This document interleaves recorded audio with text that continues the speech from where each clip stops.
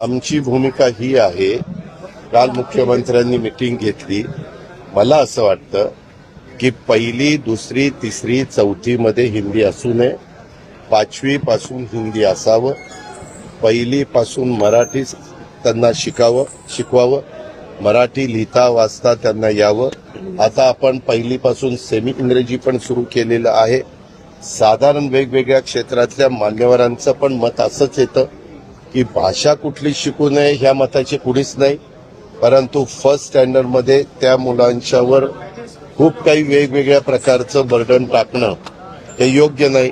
आणि तुम्हाला पत्रकार मित्रांनो सगळ्यांना माहिती आहे, ज्यावेळेस ते पहिलीपासून मराठी लिहायला वाचायला शिकतात त्यावेळेस त्यांना हिंदी पण लिहिता आणि वाचता येतं, लिहिता आणि वाचता येतं, कारण दोन्ही भाषा साधारण सारख्याच, म्हणजे लिहिण्याच्या बाबतीत त्याच्यामध्ये सारख्याच आहेत. फक्त बोलण्याच्या संदर्भात 5वी पासून जरी सुरुवात केली तरी काही हरकत नाही.